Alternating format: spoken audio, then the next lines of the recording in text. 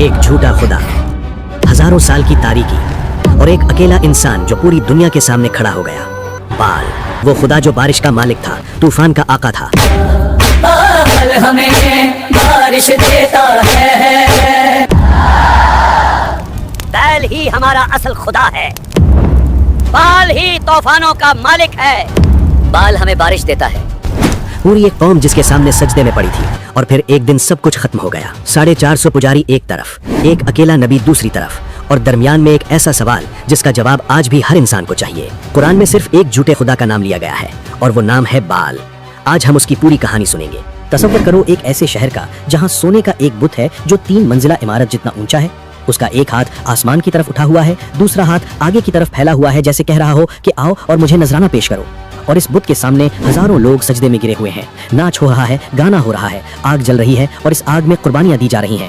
اور یہ قربانی جانوروں کی نہیں بلکہ انسانوں کی ہے، اور ان انسانوں میں وہ بچے بھی شامل ہیں جنہیں ان کے اپنے ماں باپ نے اس جھوٹے خدا کی خوشنودی کے لیے آگ میں پھینکا ہے۔ اور یہ سب کچھ ہو رہا ہے اس قوم میں جس پر اللہ نے سب سے زیادہ رحم کیا تھا، جس کے لیے سمندر چیرا گیا تھا، جس کے لیے آسمان سے کھانا اترا تھا، جس پر حضرت موسیٰ علیہ السلام آئے تھے، حضرت داؤد علیہ السلام آئے تھے، حضرت سلیمان علیہ السلام آئے تھے۔ اور یہ وہی بنی اسرائیل ہے جو آج کوہ کرمل کے دامن میں ایک سونے کے بت کو خدا مان کر اپنے بچوں کو آگ میں جھونک رہی ہے۔ اور اسی بال کے خلاف اللہ نے اپنے ایک نبی کو بھیجا جن کا نام تھا حضرت الیاس علیہ السلام۔ اور ان دونوں کے درمیان جو ماجرا ہوا وہ اتنا حیران کن ہے کہ آج ہزاروں سال بعد بھی اس کی یاد باقی ہے۔ تو چلو شروع سے شروع کرتے ہیں اور سمجھتے ہیں کہ یہ بال تھا کون، کہاں سے آیا، کس نے اسے بنی اسرائیل میں داخل کیا، اور پھر حضرت الیاس علیہ السلام نے اس کے ساتھ کیا کیا۔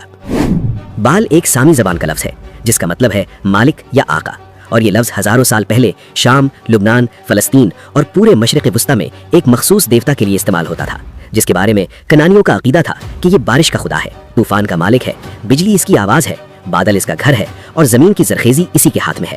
یعنی اگر بال خوش ہے تو بارش ہوگی، فصل اگے گی اور لوگ پیٹ بھر کر کھائیں گے، اور اگر بال ناراض ہو گیا تو سمجھو قحط آیا، بارش بند ہوئی، زمین سوکھی اور قوم بھوکی مری۔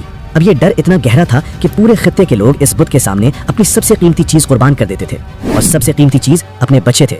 آثار قدیمہ کی کھدائیوں میں آج بھی بال کے مندروں کے قریب بچوں کی ہڈیاں ملتی ہیں جو اس بات کی گواہی دیتی ہیں کہ یہ کوئی اساطیری کہانی نہیں بلکہ ایک تاریخی حقیقت ہے۔ اور بال کا بت دیکھنے میں کیسا تھا یہ بھی بتاتے ہیں۔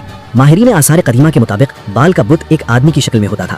اس کے سر پر اقتدار کی علامت ایک اونچی ٹوپی ہوتی تھی، ایک ہاتھ اوپر اٹھا ہوا ہوتا تھا جیسے آسمان سے بجلی گرا رہا ہو، اور دوسرا ہاتھ آگے پھیلا ہوا ہوتا تھا جیسے نذرانہ مانگ رہا ہو۔ اور بعض جگہوں پر بال کو سانڈ یعنی بیل کی شکل میں بھی دکھایا جاتا تھا، کیونکہ سانڈ طاقت اور زرخیزی کی علامت تھا۔ اب یہ بال بنی اسرائیل میں کیسے پہنچا؟ تو اس کے لیے ہمیں تقریباً 880 قبل مسیح کے اسرائیل میں جانا پڑے گا، جہاں ایک بادشاہ حکومت کر رہا تھا جس کا نام تھا اخی آب یعنی کنگ اہاب، اور تاریخ نے اسے بنی اسرائیل کے سب سے برے بادشاہوں میں سے ایک لکھا ہے۔ اخی آب خود تو پہلے سے برا تھا، لیکن اس نے ایک فیصلہ کیا جس نے پوری بنی اسرائیل کی قسمت بدل دی۔ اس نے سیاسی اتحاد کے لیے پڑوسی ملک فنیشیا یعنی آج کے لبنان کے بادشاہ ایتھ بال کی بیٹی سے شادی کر لی، اور اس بادشاہ کا نام ایتھ بال اس بات کی گواہی دیتا ہے کہ وہ کیسا آدمی تھا، کیونکہ ایتھ بال کا مطلب ہے وہ جو بال کے ساتھ ہے۔ یعنی اس آدمی کا باپ نہ صرف بال کا پجاری تھا بلکہ اس نے اپنے بیٹے کا نام ہی بال کے نام پر رکھا تھا، اور اس کی بیٹی کا نام تھا ایزیبل یعنی جیزبل۔ اور یہ ایزیبل صرف ایک عورت نہیں تھی بلکہ ایک طوفان تھی جو اسرائیل میں داخل ہونے والا تھا۔ جب ایزیبل اسرائیل آئی تو وہ اکیلی نہیں آئی بلکہ اپنے ساتھ لائی 450 بال کے پجاری اور 400 ایک اور دیوی اشتار کے پجاری، یعنی کل 850 جھوٹے خداؤں کے پجاری ایک ہی دفعہ اسرائیل کے اندر داخل ہو گئے۔ اور اخیاب نے ان سب کے لیے اپنی دارالحکومت سامریا کے بالکل وسط میں بال کا ایک شاندار مندر بنوایا، اور پھر ایزیبل نے اپنا اصل کام شروع کیا۔ پہلے اس نے بال کی عبادت کو شاہی سرپرستی دلوائی، پھر اللہ کے نبیوں کو ڈھونڈ ڈھونڈ کر قتل کروانا شروع کیا۔ ایک ایک نبی کو پکڑا جاتا اور مار دیا جاتا، اور اخیاب چپ چاپ یہ سب دیکھتا رہا کیونکہ وہ ایزیبل کے سامنے کچھ نہیں تھا۔ اور دھیرے دھیرے بنی اسرائیل وہ قوم جسے اللہ نے اتنی نعمتیں دی تھیں بال کے مندر کی طرف کھینچتی چلی گئی، کچھ ڈر سے، کچھ لالچ سے، کچھ فیشن سے، اور کچھ اس لیے کہ بادشاہ اور ملکہ یہ کرتے ہیں۔ تو یہ غلط کیسے ہو سکتا ہے؟ اور یوں پوری ایک قوم تاریکی میں ڈوب گئی۔ بیل ہی ہمارا اصل خدا ہے۔ اور بالکل اسی وقت اللہ تعالیٰ نے فیصلہ کیا کہ اب بہت ہو چکا، اور اللہ نے اپنا ایک نبی بھیجا جن کا نام تھا حضرت الیاس علیہ السلام۔ قرآن مجید میں اللہ نے سورۃ الصافات میں فرمایا وَإِنَّ إِلْيَاسَ لَمِنَ الْمُرْسَلِينَ، یعنی بے شک الیاس رسولوں میں سے ہیں۔ اور پھر آگے اللہ نے بتایا کہ حضرت الیاس علیہ السلام نے اپنی قوم کو کیا کہا، أَتَبَعُونَ بَعْلًا وَتَذَرُونَ أَحْسَنَ الْخَالِقِينَ، یعنی کیا تم بال کو پکارتے ہو اور سب سے بہترین خالق کو چھوڑ دیتے ہو۔ علماء کے مطابق حضرت الیاس علیہ السلام حضرت ہارون علیہ السلام کی نسل سے تھے، یعنی حضرت موسیٰ علیہ السلام کے بھائی کی اولاد، और उन्हें इसी इलाके में भेजा गया जहां आज लुबनान में एक शहर मौजूद है जिसे बाल बक कहते हैं, यानी बाल की वादी। ये नाम आज भी उस तारीख की गवाही दे रहा है। हजरत इलियास अलैहिस्सलाम ने आते ही अखियाब के सामने पेश होकर ऐलान किया कि अल्लाह की कसम, जब तक मैं न कहूँ इसराइल की जमीन पर एक कतरा बारिश नहीं गिरेगी। और ये कोई मामूली बात नहीं थी। याद रहे कि बाल का सबसे बड़ा दावा यही था कि वो बारिश बरसाता है। बाल हमें बारिश देता है। वो बारिश का खुदा है। और हजरत इलियास अलैहिस्सलाम ने सीधा इसी दावे को चैलेंज किया कि अच्छा तो अब देखते हैं तेरा बाल क्या करता है।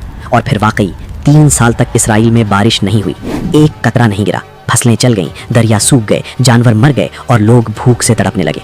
और उन 3 सालों में 450 बाल के पुजारी अपने बाल के मंदिर में जाकर बारिश के लिए दिन रात दुआएं मांगते रहे, नाचते रहे, चीखते रहे, लेकिन बाल का कोई जवाब नहीं आया, क्योंकि बाल कुछ था ही नहीं। वो सिर्फ सोने का एक टुकड़ा था जो ना सुन सकता था ना बोल सकता था। और उन 3 सालों में हजरत इलियास अलैहिस्सलाम कहाँ थे? इज़बेल उनको कत्ल करना चाहती थी, इसलिए अल्लाह ने उन्हें एक नदी के किनारे छुपा दिया और कव्वे उनके लिए खाना लाते थे।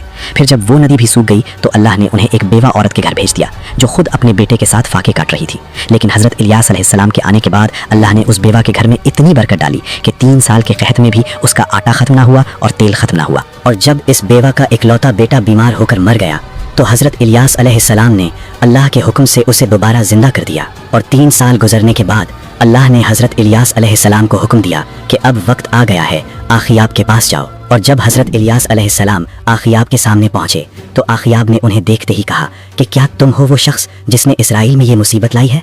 हजरत इलियास अलैहिस्सलाम बिल्कुल नहीं झुके, बिल्कुल नहीं डरे, बल्कि सीधे जवाब दिया कि मुसीबत लाने वाले तुम हो, क्योंकि तुमने अल्लाह के अहकामात को छोड़कर बाल की पैरवी की है। और फिर हजरत इलियास अलैहिस्सलाम ने आखियाब के सामने वो चैलेंज रखा जो आज तक तारीख का सबसे मशहूर मुकाबला है। उन्होंने कहा कि पूरी कौम को और बाल के तमाम 450 पुजारियों को और अश्तार के 400 पुजारियों को कोहे करमल यानी माउंट कार्मल पर जमा करो। वहाँ एक मुकाबला होगा और इस मुकाबले में हमेशा के लिए फैसला हो जाएगा कि सच्चा खुदा कौन है। आखियाब को भी ये आइडिया पसंद आया, क्योंकि वो सोच रहा था कि 850 पुजारी एक अकेले आदमी को क्या जवाब देंगे। और फिर अगले दिन कोहे करमल पर एक ऐसा मंजर सजा जो पूरी इंसानी तारीख में कभी ना देखा गया था।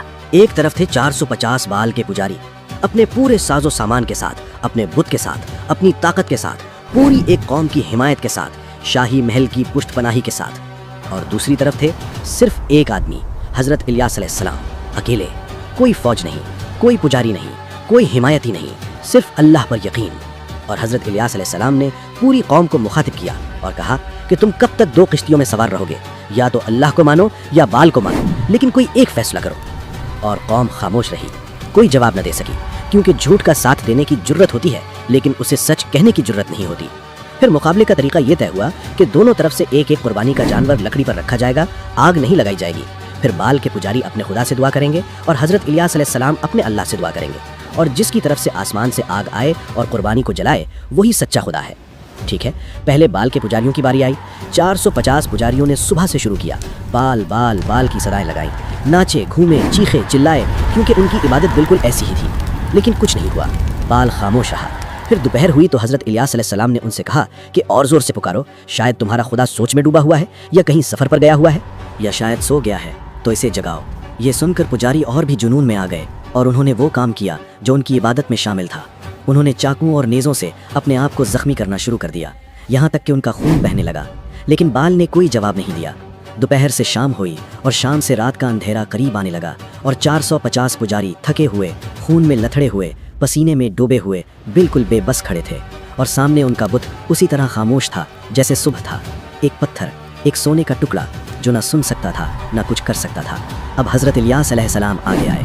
उन्होंने पुरानी और टूटी हुई कुर्बान गाह को दोबारा बनाया, उस पर लकड़ी रखी, कुर्बानी का जानवर रखा और फिर कौम को हुक्म दिया कि सब पर 4 बार पानी डालो, यहाँ तक कि लकड़ी भी भीग गई, कुर्बानी भी भीग गई और कुर्बान गाह के गिर्द नाली भी पानी से भर गई। यानी हजरत इलियास अलैहिस्सलाम ने मुकाबले को और मुश्किल बना दिया ताकि कोई शक न रहे। और फिर हजरत इलियास अलैहिस्सलाम ने अल्लाह के सामने झुककर सिर्फ ये दुआ मांगी कि ए अल्लाह, आज साबित कर दे कि तू ही सच्चा खुदा है और मैं तेरा बंदा हूँ। और ये दुआ खत्म होते ही वो हुआ जो कोहे करमल पर खड़े हर इंसान ने अपनी आंखों से देखा।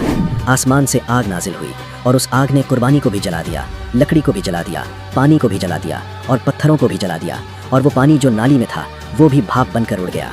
ये देखकर पूरी कौम ज़मीन पर गिर गई और चीख उठी कि अल्लाह ही सच्चा खुदा है, अल्लाह ही सच्चा खुदा है। और हज़रत इलियास अलैहिस्सलाम ने उसी लम्हे हुक्म दिया कि बाल के किसी पुजारी को भागने ना दो। اور وہ تمام 450 پجاری جو صبح سے شام تک اپنے بال سے بارش مانگ رہے تھے اور کچھ نہیں پایا تھا، سب کو پکڑا گیا اور وادی قیشون میں لے جا کر ختم کر دیا گیا۔ اور پھر اسی رات حضرت الیاس علیہ السلام نے اللہ سے دعا مانگی۔ انہوں نے اپنے سر کو گھٹنوں میں رکھا اور دعا مانگتے رہے اور اپنے خادم کو 7 بار سمندر کی طرف بھیجا کہ جاؤ دیکھو کچھ نظر آتا ہے۔ پہلی بار واپس آیا، کچھ نہیں، دوسری بار کچھ نہیں، تیسری بار کچھ نہیں، چوتھی، پانچویں، چھٹی بار کچھ نہیں، لیکن 7ویں بار خادم نے لوٹ کر کہا کہ سمندر سے ایک چھوٹا سا بادل اٹھ رہا ہے، بالکل ایک آدمی کی ہتھیلی جتنا بڑا۔ اور حضرت الیاس علیہ السلام نے کہا کافی ہے، اللہ نے قبول کر لیا۔ اور وہ چھوٹا سا بادل بڑھا، پھیلا اور دیکھتے ہی دیکھتے پورا آسمان سیاہ بادلوں سے ڈھک گیا۔ اور پھر 3 سال بعد پہلی بارش شروع ہوئی، وہ بارش جو 450 پجاری 3 سال تک اپنے بال سے مانگتے رہے اور ایک قطرہ نہ ملا۔ وہ بارش اللہ کے ایک نبی کی ایک دعا پر چند منٹوں میں آ گئی۔ لیکن بٹ یہاں کہانی ختم نہیں ہوئی، کیونکہ ایزابل ابھی زندہ تھی۔ جب اسے پتا چلا کہ بال کے سارے پجاری مارے گئے تو اس نے فوری پیغام بھیجا کہ کل اس وقت تک حضرت الیاس علیہ السلام کو بھی ختم کر دوں گی۔ اور حضرت الیاس علیہ السلام جو ابھی 450 پجاریوں کو شکست دے کر آئے تھے، آسمانی آگ کے گواہ بنے تھے، وہ اس دھمکی کو سن کر وہاں سے نکل گئے۔ یہ انسانی فطرت ہے کہ بڑی سے بڑی جیت کے بعد بھی ایک اکیلی دھمکی ڈرا سکتی ہے۔ وہ صحرا میں چلتے چلے گئے، تھک گئے، ایک درخت کے نیچے بیٹھ گئے اور اللہ سے مانگا کہ اے اللہ، بس کافی ہو چکا، اب مجھے اٹھا لے۔ اور یہاں اللہ کا جو معاملہ اپنے نبی کے ساتھ ہوا وہ بہت پیارا ہے۔ ڈانٹا نہیں، جھاڑا نہیں، بلکہ ایک فرشتہ آیا اور کہا اٹھو، کھانا کھاؤ۔ اللہ نے وہاں ان کے لیے پانی اور روٹی رکھی ہوئی تھی، کھایا اور سو گئے۔ فرشتہ دوبارہ آیا اور کہا اٹھو، ابھی تمہارا سفر بہت لمبا ہے۔ اللہ نے اپنے نبی کو نہیں چھوڑا اور پھر کچھ عرصے بعد حضرت الیاس علیہ السلام نے واپس آ کر تبلیغ جاری رکھی۔ اللہ نے انہیں بتایا کہ ابھی بھی اسرائیل میں 7000 لوگ ایسے ہیں جنہوں نے بال کے سامنے گھٹنے نہیں ٹیکے۔ اور حضرت الیاس علیہ السلام نے اپنے جانشین حضرت یلسا علیہ السلام کو اپنی چادر اڑا کر انہیں اپنا جانشین مقرر کیا۔ اور اخیاب کا انجام کیا ہوا؟ وہ ایک جنگ میں مارا گیا اور اس کا خون اسی جگہ کتوں نے چاٹا جو حضرت الیاس علیہ السلام نے پیشین گوئی کی تھی۔ اور ایزابل کا کیا ہوا؟ وہ اپنی کھڑکی سے نیچے پھینکی گئی اور کتوں نے اسے کھا لیا، بالکل ویسے جیسے حضرت الیاس علیہ السلام نے کہا تھا۔ اور بال کا وہ شاندار مندر جو سامریا کے وسط میں کھڑا تھا، وہ بھی آخر ایک دن ڈھا دیا گیا اور اس کی جگہ گندگی پھینکنے کی جگہ بنا دی گئی۔ اور پھر اللہ نے قرآن مجید میں قیامت تک کے لیے یہ بات محفوظ کر دی۔ سورۃ الصافات میں فرمایا سلام علی الیاسین، یعنی الیاس پر سلامتی ہو۔ اللہ نے خود اپنے نبی کو سلام کہا اور فرمایا انہ من عبادنا المؤمنین، یعنی بے شک وہ ہمارے مومن بندوں میں سے تھے۔ اب اس پوری کہانی کا سبق یہ نہیں ہے کہ کوئی قدیم قوم کسی قدیم بت کو پوچھتی تھی۔ اصل سبق یہ ہے کہ بال کا بنیادی جھوٹ یہ تھا کہ وہ ڈر پیدا کرتا تھا کہ مجھے خوش نہیں کیا تو بارش نہیں ہوگی، فصل نہیں اگے گی، اور اس ڈر نے لوگوں کو غلام بنا دیا تھا۔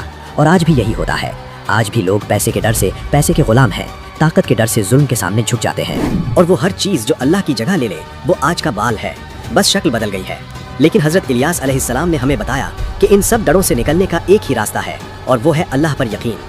چاہے 450 لوگ تمہارے خلاف ہوں، چاہے بادشاہ تمہارا دشمن ہو، چاہے ملکہ تمہاری جان کی دشمن ہو، اور چاہے تم اکیلے کھڑے ہو، جب اللہ تمہارے ساتھ ہے تو کوہ کرمل پر بھی آسمان سے آگ آتی ہے، اور 3 سال کے قحط کے بعد بھی ایک رات میں بارش آ جاتی ہے۔